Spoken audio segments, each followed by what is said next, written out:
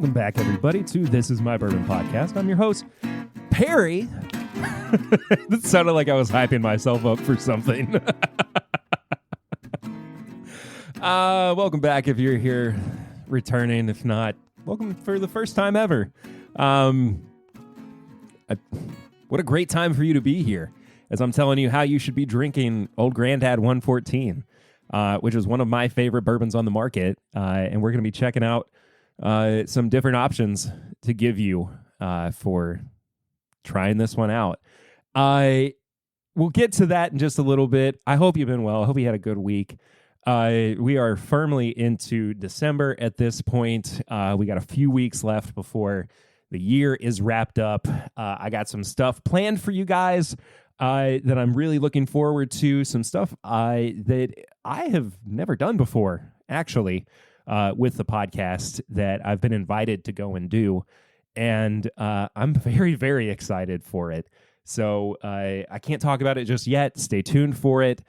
Still kind of working on planning it and everything, but it's going to be a great time. It's going to be slightly different from how I normally do main episodes of the podcast, but I can't wait. We're in the final planning stages for it, so stay tuned. That's all I'm going to say right now, but we'll get to it when we get to it. In the meantime, though, we're going to focus on this week's episode.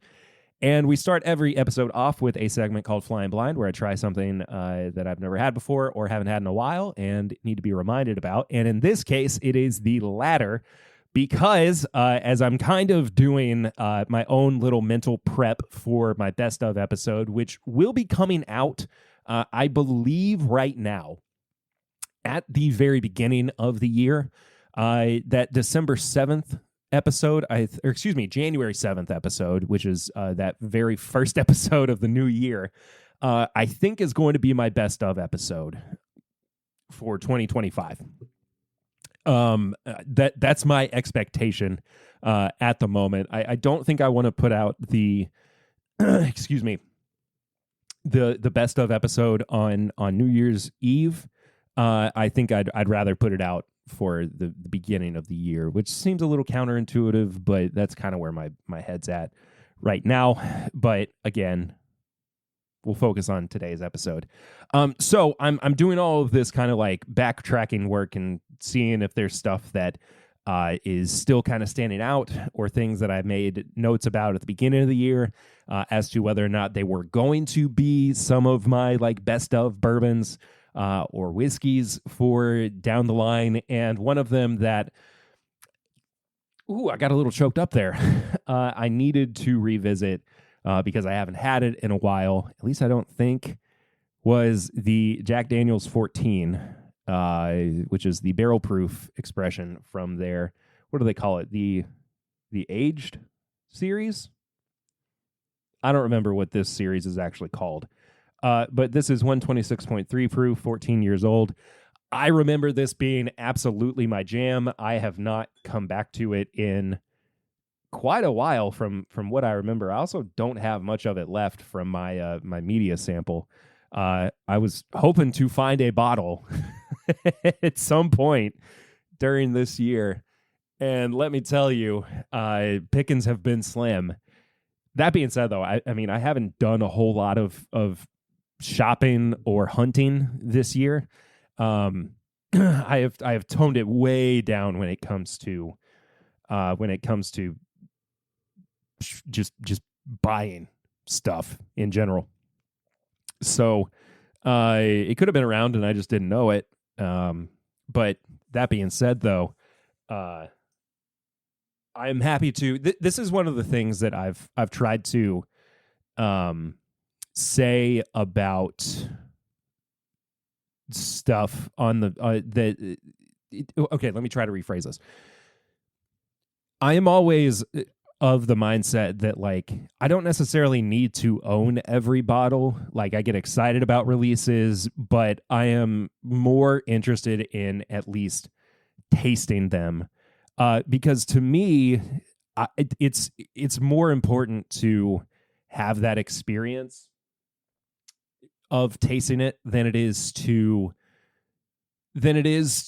just outright have it on hand all the time. And like, I do love sharing stuff. I love being able to bring it over to people's houses. But at the end of the day, for me personally, I just like that I get the chance to try anything at least once, and the honor of being sent the Jack Daniel's 14 was pretty crazy. I was very excited about it. I got kind of a lighter color for being a 14-year bourbon, but if you're watching the video version, you'll notice that it looks like it might be closer to 7 or 8 years old, at least. But it definitely smells like it's in the double-digit age range for sure. I mean, it smell, dude. It smells amazing. I don't remember what my score was at the beginning of the year, but you know who probably archived it is wow, I don't need this to be in full screen. Jared might have done that. Let me look. And yes, I do mean Jared from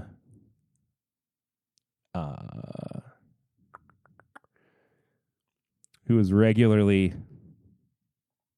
Oh, here it is. No, the furthest back he went was... Here, I'll show you guys.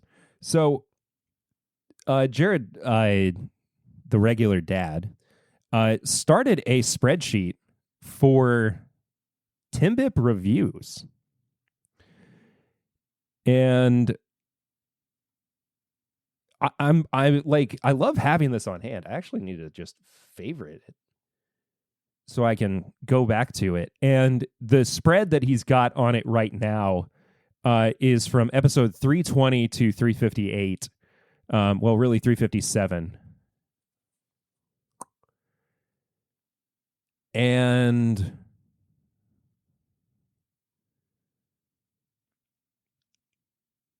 yeah, there's not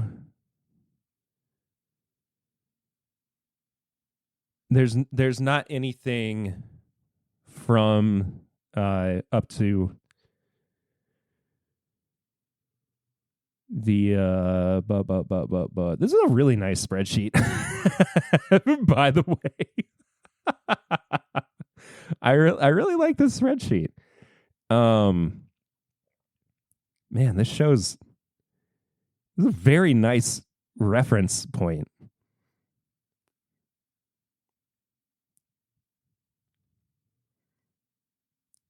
Thank you for... I know I've said this before, but thank you for doing this, Jared.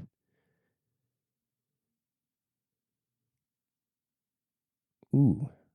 Okay, anyway, what I was trying to get at is that I don't have an immediate reference for what my score was for the 14 year earlier this year. It would take me a little while to go through it, and I don't have the time currently. But anyway, let's check this out. I'm spending too much time.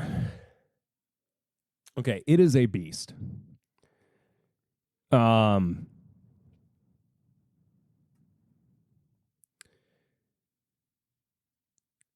It is, and maybe it's because my sample is low, but there is a lot. It's very alcohol forward at the moment.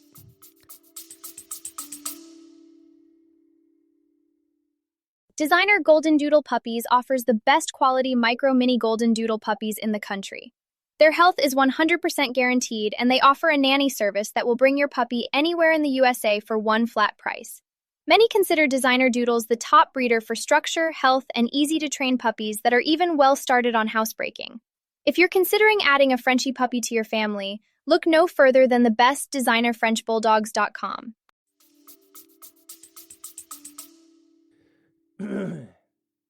That being said, though, I mean, it's very oaky. It's very dark chocolatey.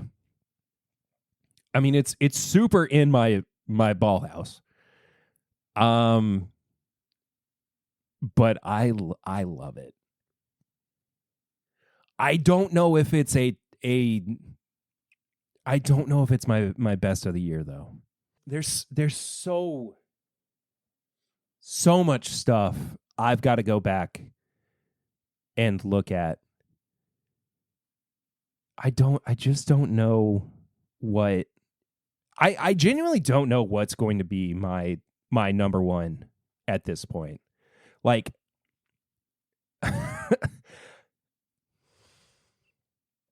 I'm kind of struggling with it at this point. And the thing is too, I always do this where I wind up trying more things than I review, and I have to like I unfortunately like this is the reason that I need to start actually I have a Substack, but I don't I haven't started posting there yet, and I just need to. But what I'm getting at is there's so much that I can't cram everything into the podcast. I mean, there's basically 50 episodes a year, and I just don't have time to review everything. So when I get into like my top 10, sometimes there are surprises. Like not everything gets a top 10 spot that's been on the podcast. I have to kind of explain it a little bit further. But anyway, that's more that's more explanation than I probably need to give. But beyond that, let's move on to what have I been drinking recently. And let me tell you, today, earlier in the day, we went to a little Christmas market in Lexington, which was nice. We just kind of hung out for a little while with my folks and my sister, Sarah. And then Lucy's mom came and hung out with us for a bit, too. Got some pictures of the girls. Had a couple drinks. I had just a bourbon and apple cider, which the bourbon was Old Bardstown, which I felt like I'm not going to talk about. Patreon knows my woes this week of Willet stuff. But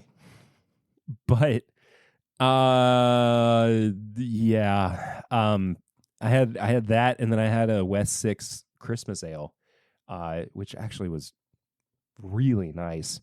I'm not the biggest fan of Christmas ales in general, but this one this year, I mean, surely they don't do it the exact same every year, but this year's at least 9% ABV.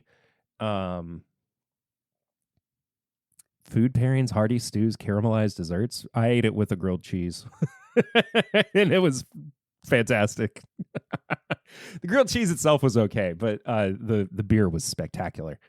But there are just some years where Christmas ales don't work for me, and this year's really did.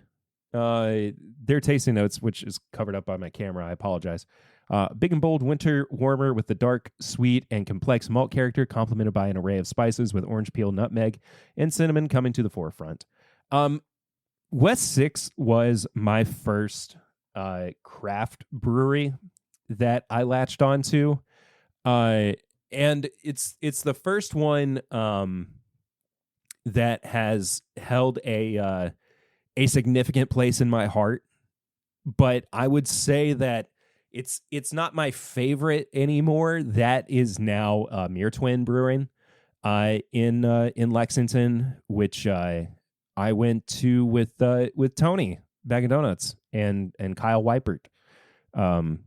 Which, if you don't know Kyle and I met through Chad, My Daily Bourbon, and Kyle's been in the live stream chats a bunch. We've hung out a lot at really at Rare Character when we go to see Chad. Kyle came and hung out too at the It's Bourbon Night meetup for a little bit when I was there too. Have I talked about the It's Bourbon Night meetup? I don't think I did. I completely forgot to mention that I went to the bottle share on the last night of the meetup before I hung out with Kyle and Tony. Was that last weekend? It was 2 weekends ago from when I'm recording. Yeah. Yeah, went and saw a bunch of folks, new faces, old faces.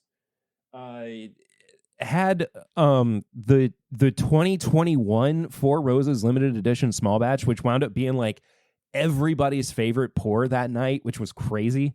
And it was phenomenal. I mean, it was so, oh my gosh, it was so good.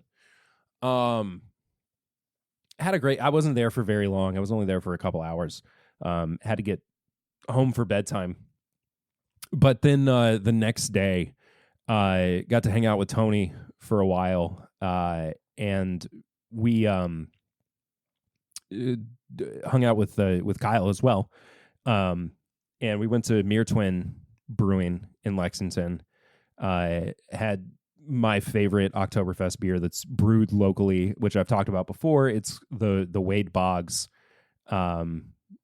which is crazy good. And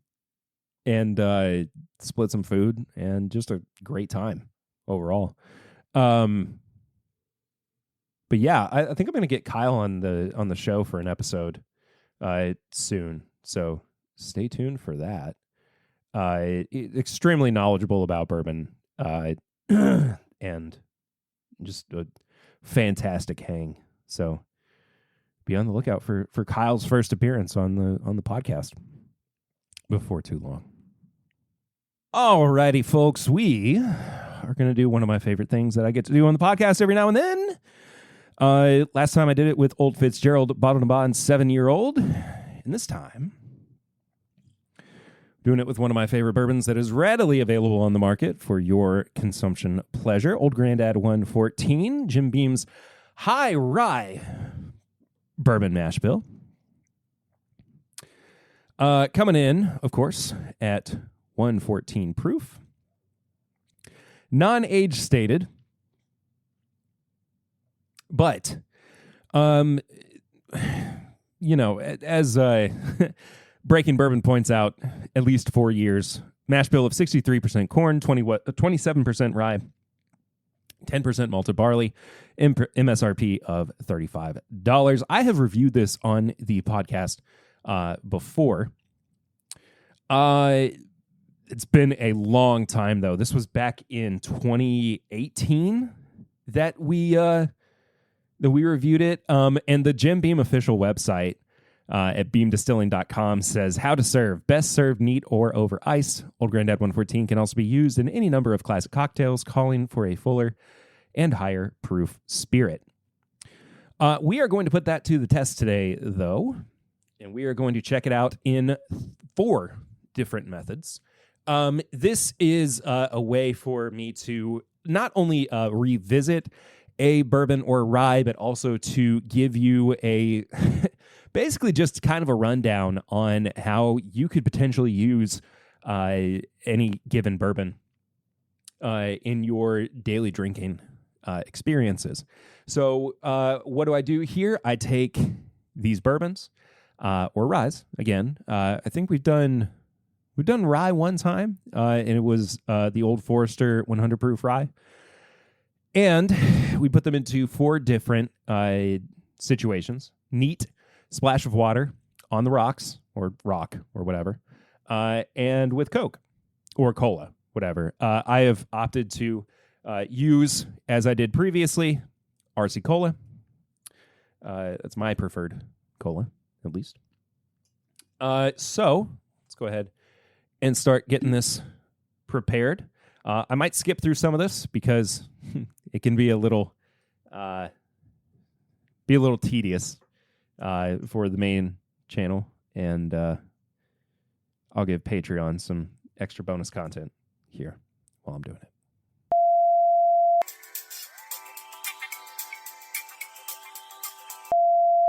All right, I have finished assembling my 4 pours, and we want to move into the first one, which is neat. Look at that. Beautiful. It's beautiful.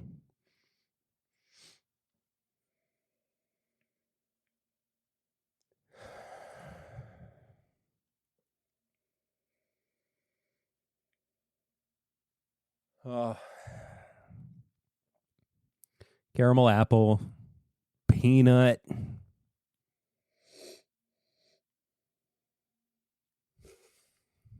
toasted marshmallow, graham cracker. Just a hint of honey on there too. But I absolutely adore this bourbon. This is one of the early. Could you hush?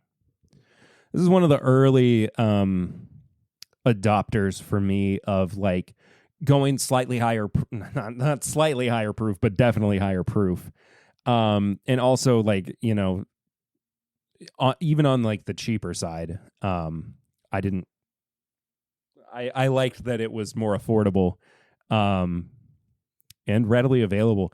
And the funny thing too about Grandad 114 is that there are always like rumors that it's going to go away. And it's just not. Like, I don't understand. I don't understand why people say that. When it's just it's always been there. I think that there were shortages at one point, maybe during like the pandemic. But it's there, man. Like it's around. I don't know. I know that people like Emily, friend of the show, has had trouble getting Granddad bonded. Is it bonded or is it 114? Emily, remind me. I can't remember. Send in a barrel ring and I'll talk about it next week. But regardless, though, it's nice to have this around here in Lexington. So, cheers, folks. Pour some. Let me know how you find this the best way to drink as well. This is just one guy's opinion. But it's also a myriad of ways to, try out a particular bourbon.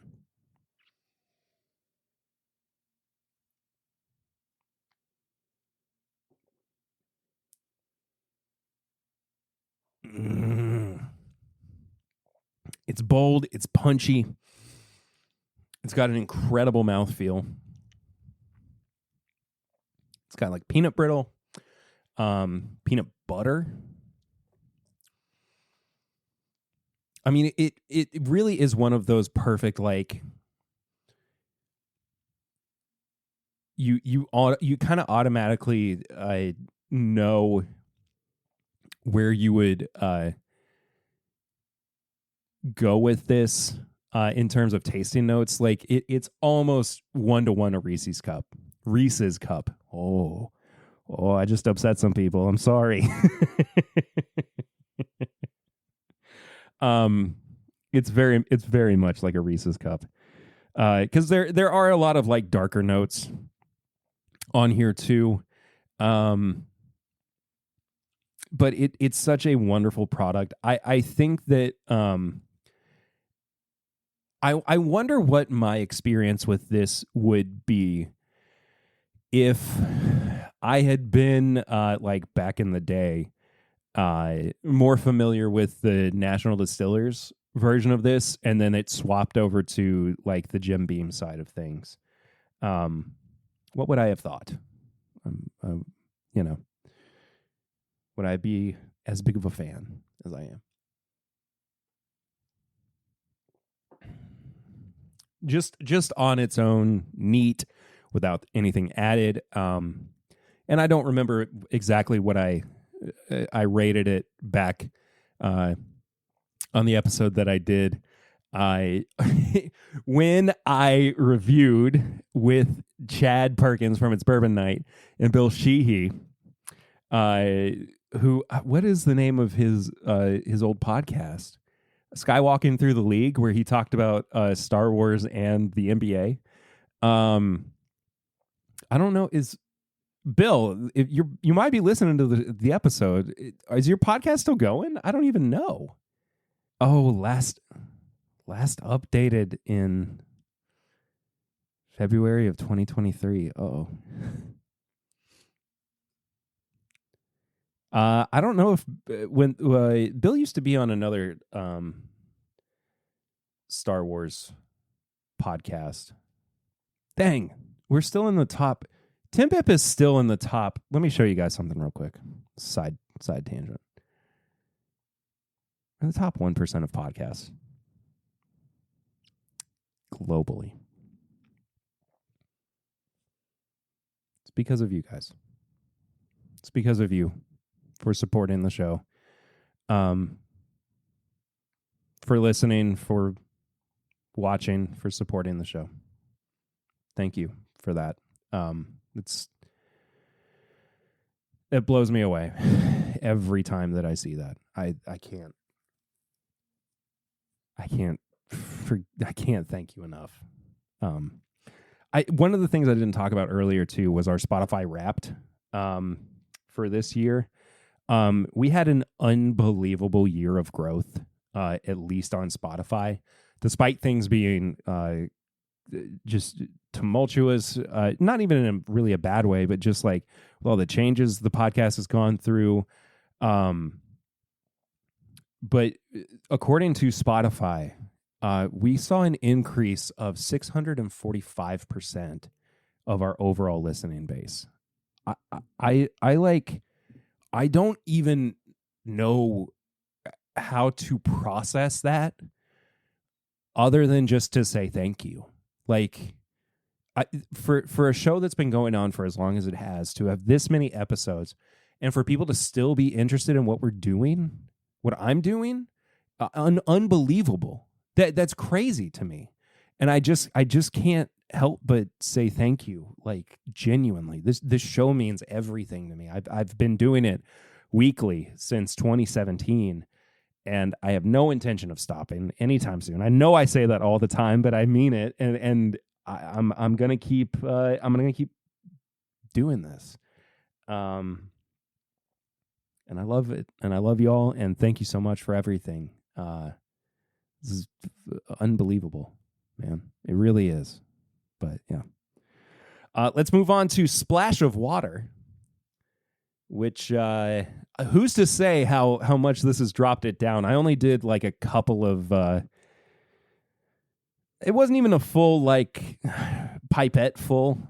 And here's my my Glencairn pipette, by the way, which if you've never seen one of these, this is an official Glencairn pipette that was sent to me by Mike Schneider, who we'll talk about a little bit later in the show as well.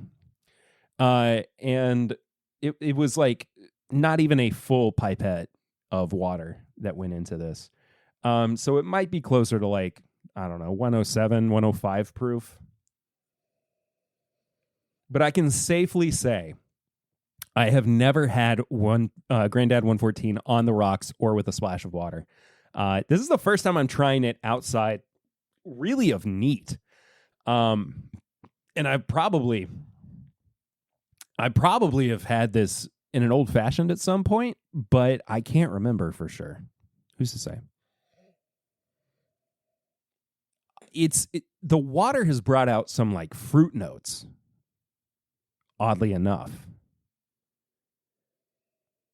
It's a lot more floral than it was just neat. And it's not like buttery smooth, but like there is a note on here that is like butter. Like melted butter. We were watching Only Murders in the Building last night, and there's something about that show that makes me just crave popcorn.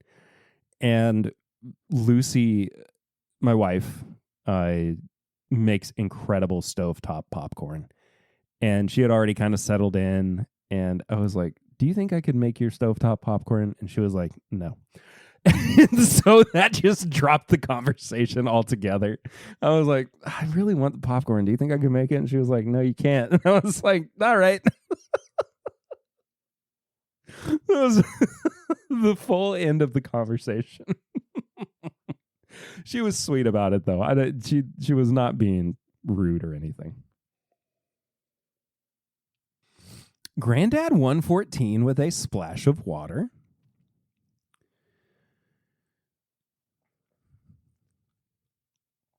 Kind of goes hard, man. There's something there. I don't mind that at all. It makes it citrusy and a little bready. It brings out that honey note that I was talking about earlier, too. I am not mad at that in the slightest. I think that if you've never tried Granddad 114 with a splash of water, you should. Here's my thing, though. It removes the darker notes that just neat give it.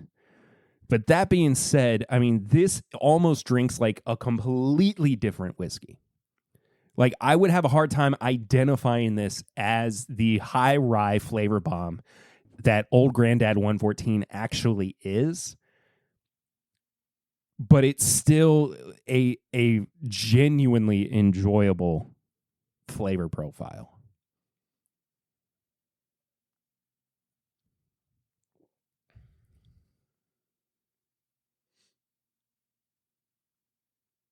There's like a melon note on there too. I don't know. It's interesting. Resetting the palate with a little bit of liquid death before we dive into the On the Rock version. I was telling Patreon before we cut back that I have these. I'll show this for the video watchers. I have these ice molds that make Death Stars from Star Wars, and one of them came out perfect, like near perfect, and the other one somehow was half full, and I don't know why. It made absolutely no sense to me. So this one's been melted a little bit, nice and chilled. Let's check it out.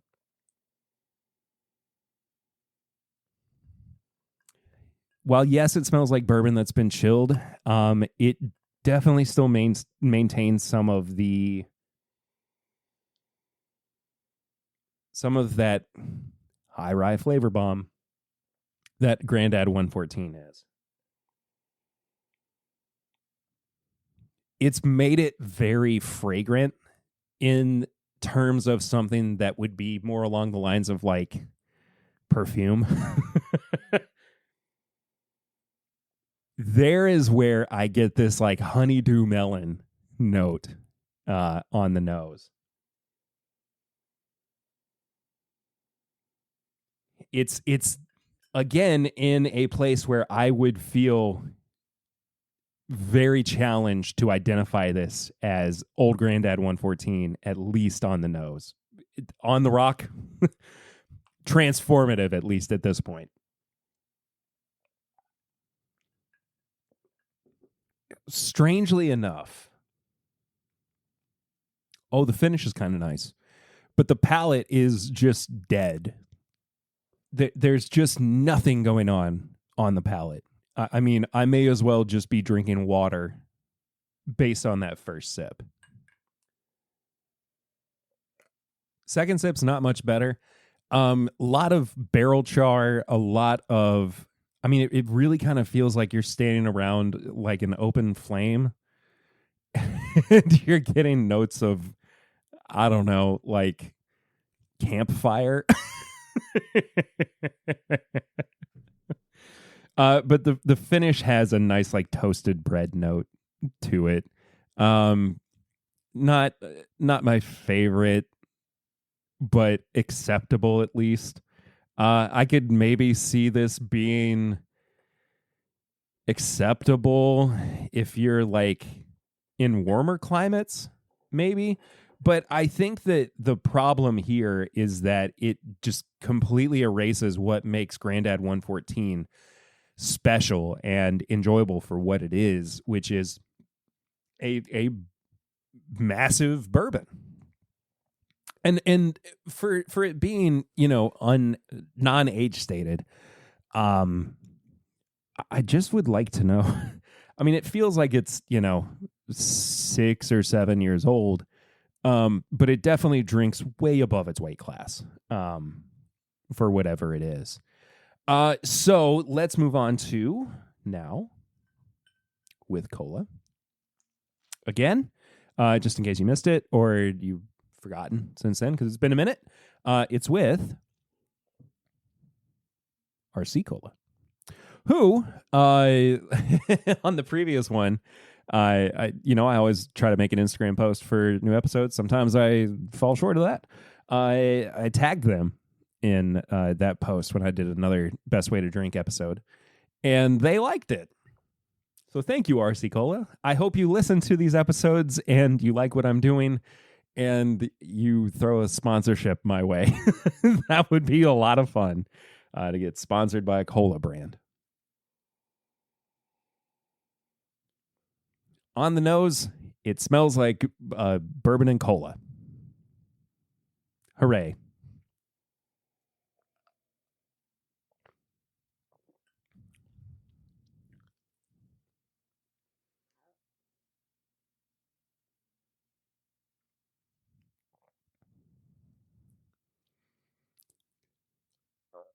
I'm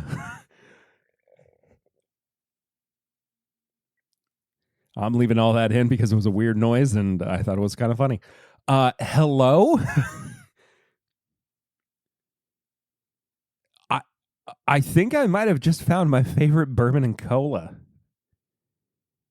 Grandad 114 and RC Cola? It's like drinking a peanut butter cola. This is insanely good.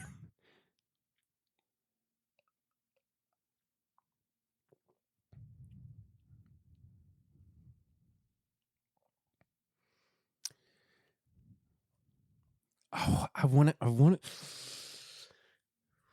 Oh, this is the first time where truly I feel like I have made a discovery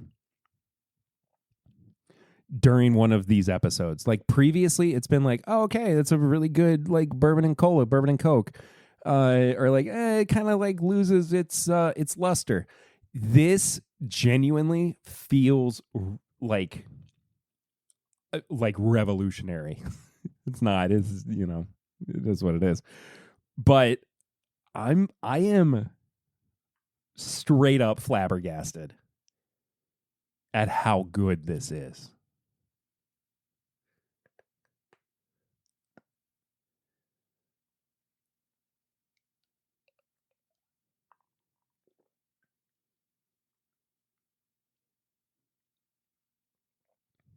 I want to just like put out a post on social media that says, "Everybody, stop what you're doing right now and get a bottle of Grandad 114 and an RC Cola, and make a bourbon and Coke or whatever." I friggin' love this. Is this the best way to drink Grandad 114? In my opinion, maybe not, because I'm not normally like a bourbon and cola, bourbon and Coke kind of guy. I'm typically going to drink it neat, but I love this discovery. This is crazy.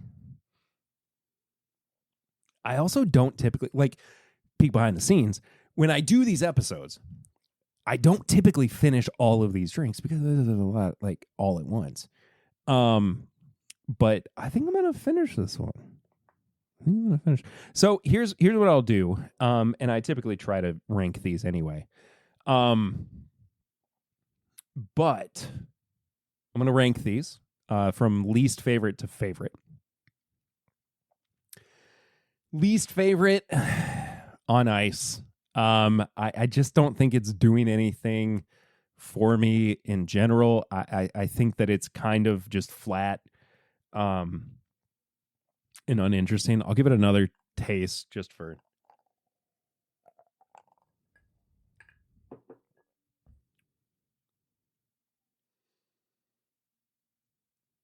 Yeah, I mean it really does have that like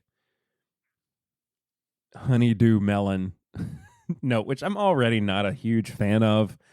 And I think is okay. But there's not much to it, honestly. That's my least favorite. Next, I think is gonna be with water. Still really good. It's so funny because like the last place is so far behind everything else. I'm just like so frustrated with how on ice or on the rocks it destroyed the palate that everything else feels like it's it feels like it's something that's if I feel like I'm being parched after being in the desert. Is that the right phrasing? No, I feel like I'm being quenched after being in the desert. There we go. Okay. I'm going to do a little head to head here because I need to know if I truly do prefer Grandad 114 neat or with RC Cola. It's just so classic. It's just so good neat. No, I'm this is the first time I have ever said this on a best way to drink episode. But the best way to drink Old Grandad 114 is with RC Cola. It is fantastic neat. It's still going to be probably the way that I normally drink it. But just the slight flavor boost that it gets by putting it into what is, I mean, ostensibly like a mixed drink is so nice. I cannot believe that. That's why we do these episodes. Because we got to know, somebody's got to do the work. I'm the guy. I'm the one who has been, blessed with the task of letting you know what the best way to drink your Old Grandad 114 is. And, drink it with RC Cola or Coke Zero or whatever. I don't care. But they also make a RC Cola Zero, which I haven't tried yet. I'd like to do an episode of like mixing RC Colas with bourbon. I think I talked about this last time I did Best Way to Drink. Seeing how that works out. Or like best colas to mix with bourbon, something like that. Who's to say?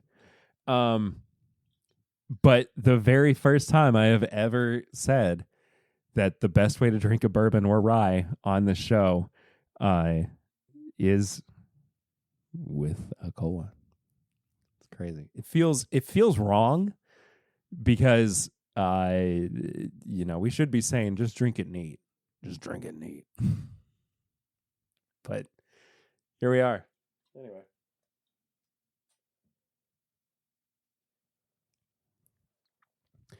Might be controversial. I don't want to be politically correct. But I do want to move on to a segment of the show that you may or may not know. It's called Barrel Rings. that you can actually be a part of by submitting a voicemail message or a text message to our hotline. It's 859-428-8253. Send it in. We'll listen to it live on air or read it out. And we got one this week. It's from our buddy, Mike Schneider. Schneider. Hey, Perry, it's Mike Schneider. I just wondered, is Perry short for something like periwinkle? Periwinkle was always one of my favorite colors in the box of 64 Crayolas. Anywho, I digress. I am sitting out here in the overcast and breezy California, Northern California day, putting up Christmas decorations and wondering what I'm going to have to keep myself warm for the rest of this. What is your Christmas decoration, especially outside, plan? And what do you plan, or what did you sip on to keep yourself warm in the chilly Kentucky air? Anyhow, if I don't talk to you, have a great holiday season. Bye. Mike, as always, great to hear from you. Two things. Maybe more than two things. I don't know. Perry is not short for anything. Perry was my grandfather's name. So I am named after Perry Ritter, who was my grandfather. And someday I will tell the full story of how I was named Perry. But today is not that day. Eventually, I will talk about that on the podcast. But I am not. I'm not at liberty to discuss that right now. It's not a state of mind thing or anything. It's just if and when the podcast ever ends, that's when I will talk about it. That sounds weird, but it's a privacy thing. And I don't know how to fully. Well, we'll talk about it when the time comes. But I was named after my grandfather, who was Perry Ritter. I do love the color periwinkle, though. It is genuinely a beautiful color to me. And somehow I think like somewhere in the back of my mind, probably like an inspiration for the podcast color scheme. Like it's not too dissimilar from the blue that I use for the podcast blue. That like kind of baby blue, almost periwinkle.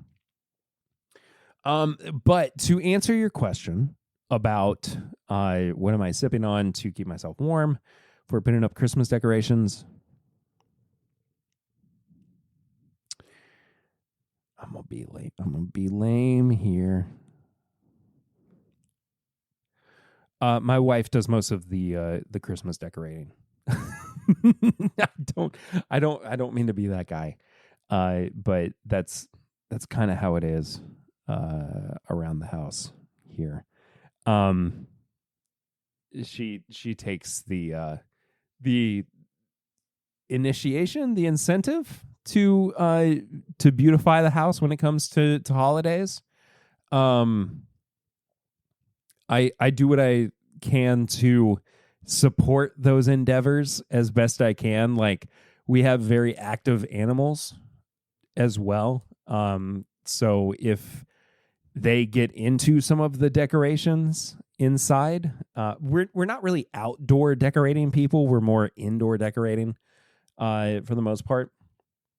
So if they have messed anything up, I try to assist and make it right, I suppose.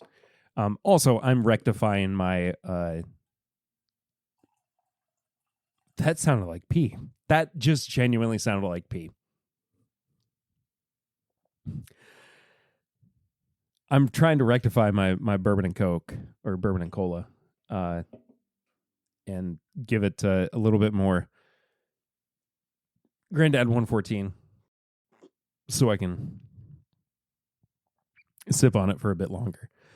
Because I didn't pour all of the RC in there. But I do what I can to assist. I have a very specific set of skills in the house, and those involve taking care of what I can and paying our insane utility bills. Anywho, let's move on. I don't think I have any high proof hot takes this week. I do have tips and bits though, which is the segment of the show where I recommend things that I want you to watch, read, listen to, enjoy, that I think you would also benefit from if you were to partake in. And let me pull my notes app up first. I'm gonna let's see, which ones do I want to recommend this week? Do I want to go silly or do I want to go serious? Let's go. You know what?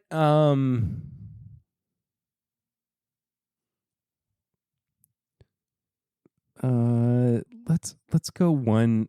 We'll do one silly, one serious. I'll do serious first. So I am always in a state of, as a fairly new parent, and I know that is something that people are, maybe curiously wondering about if you're not a parent, asking yourself why are you qualifying it in that way when you have a 5-year-old. Well, you're constantly learning and you're constantly questioning whether or not you are doing what is ostensibly like the right thing. Okay. And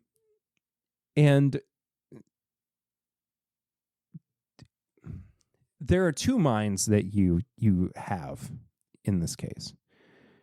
The first one is, I am in the middle of dealing with whatever the situation is that is at hand. And the second one is, did I handle that correctly? And that second mind is always the most confrontational. And so with that confrontational part of your brain, as a parent, you're going, how do I improve upon being a parent? And I think that, like, if you do have that mindset, you're automatically a good parent. But there are steps to becoming a better parent and in invocating better kids too, and better people. Like, what we're doing as parents is not raising good kids. We're trying to raise good people at the end of the day and improve upon who we felt like we were raised as when we were brought up. And that's not the core of what I'm getting at here. What I'm getting at is there are always sources of maybe inspiration or help or support that you can find all over the place. And for me, one of them has been I'm sure they're elsewhere, but for better or for worse, I'm still on Facebook, right? And there has been a Facebook page that I have somehow stumbled upon called Nurtured First. Nurtured First is the I'm trying to enunciate better here. And I love what they do with their page because they are parents. It's primarily run by the mother of this family. And I believe she's also a psychologist and helps to lay out exactly the mindset and the way that kids respond to parenting in certain situations. So if you're loud while the kid is upset, how does the kid respond to that? And how does the kid respond to that when they are also a parent in 30 years?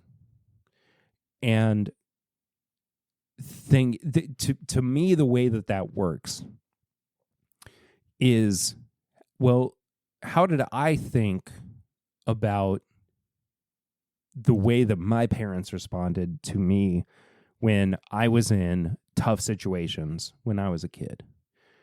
And backing off of that in certain aspects and trying to restructure it and rebuild it and find ways to reconfigure your method of parenting.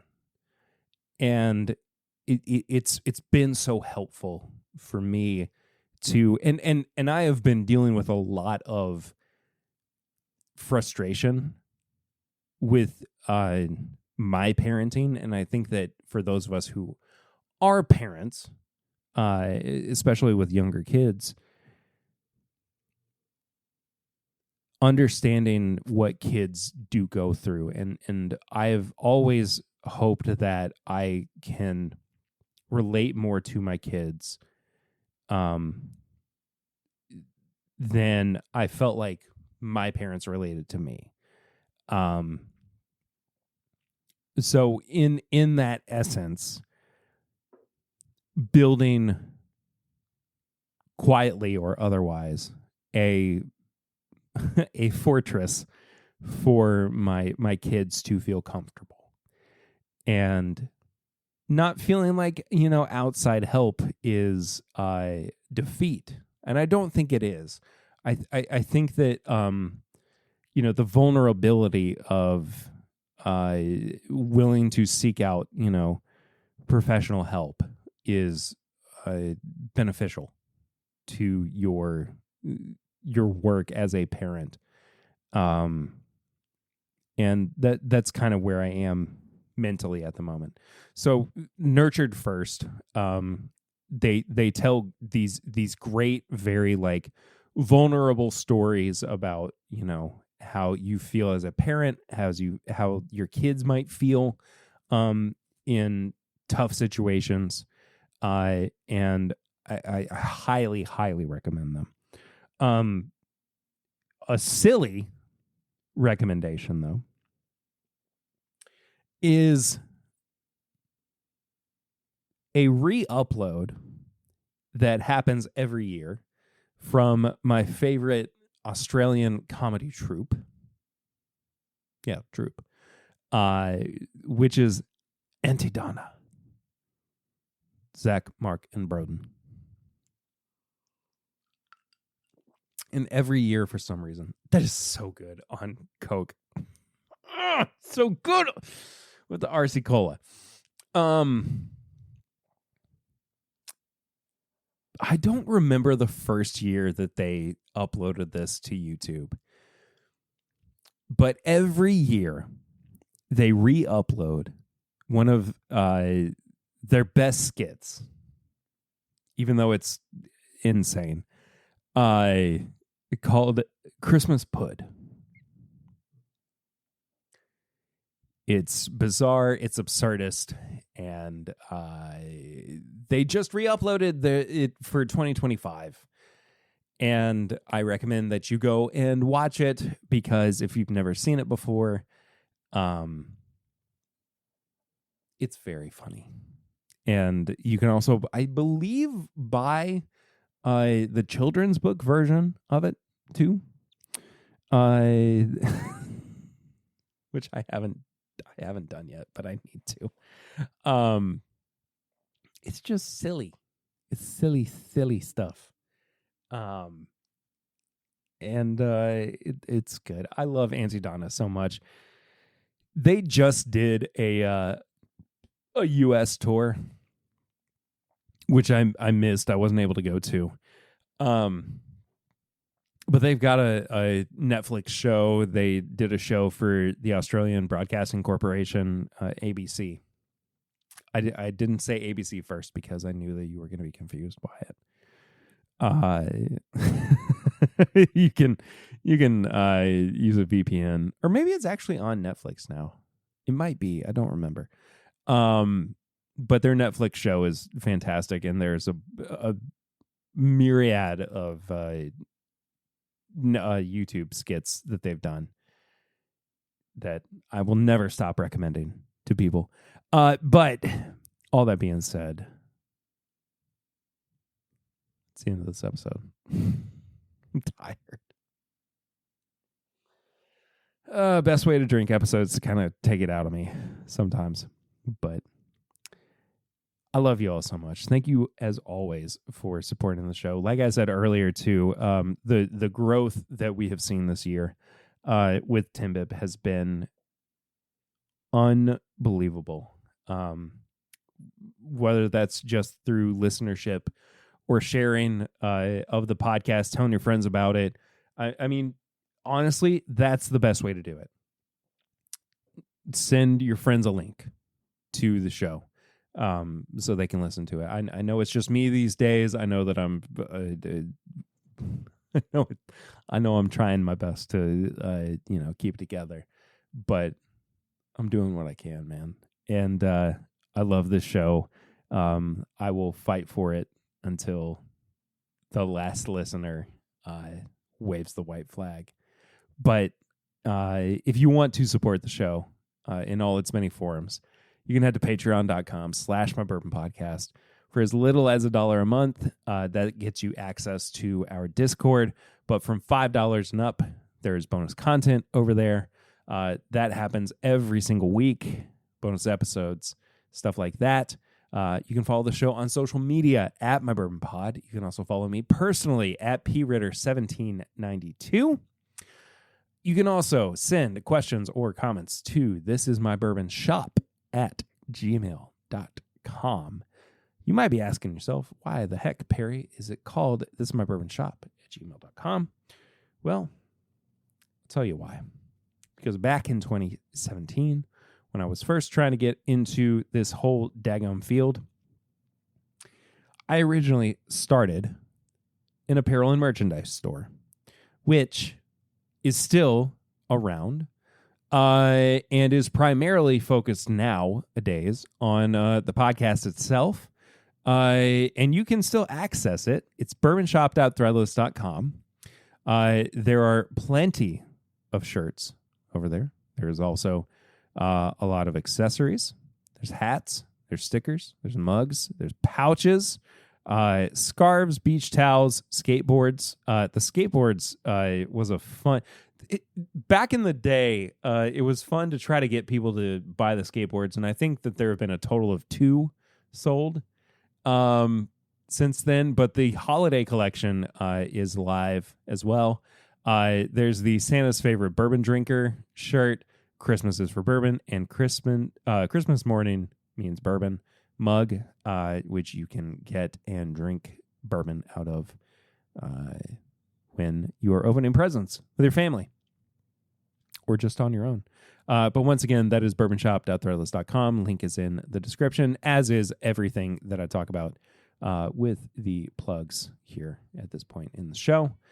You can also send stuff to our P.O. Box. P.O. Box 22609, Lexington, Kentucky, 40522. Bottles, mail, samples, whatever. I'm going to take another little sip here of this bourbon and cola.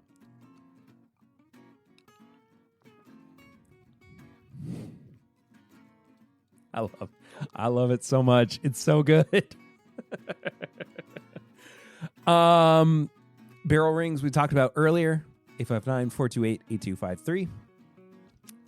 Leave us a voicemail. Send us a text right from your mobile device. And then last but not least, leave us a 5-star rating and review on your podcast app of choice. And I'll read it out here on the show.